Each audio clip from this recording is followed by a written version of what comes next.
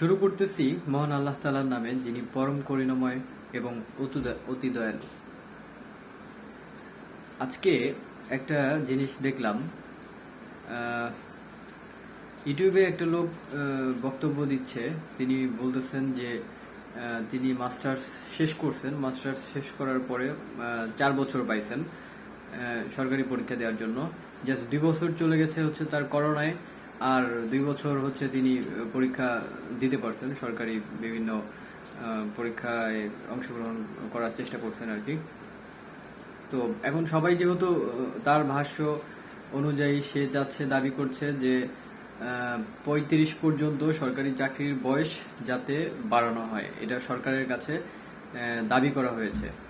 তো এখন আমি মনে করি ওনার দাবিটা যুক্তি সম্পর্কিত, কারণ বর্তমানে অবস্থান চাকরির বাজার খুব কম্পিটিশনের মধ্যে দিয়ে যাচ্ছে।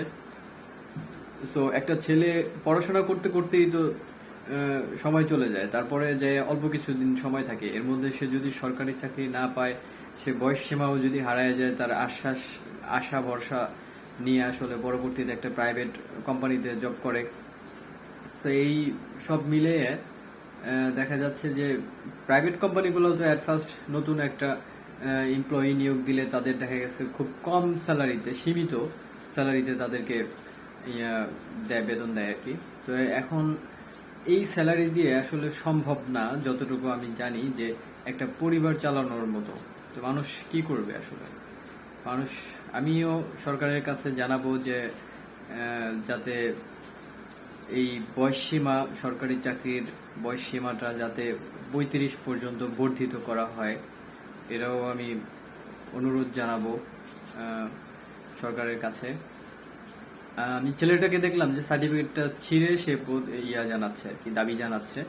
তার নিজের যে সার্টিফিকেটটা, সেই সার্টিফিকেটটা সে ছিঁড়ে ফেলছে মিডিয়ার সামনে। হ্যাঁ, মিডিয়ার সামনে সার্টিফিকেটগুলো সে ছিঁড়ে ফেলতেছে। তো যাই হোক, এরকম ঘটনা আগেও ঘটছে। অনেকে দেখছি যে সরকারি চাকরি হয় না বিধায় তার সার্টিফিকেটগুলো ছিঁড়ছে।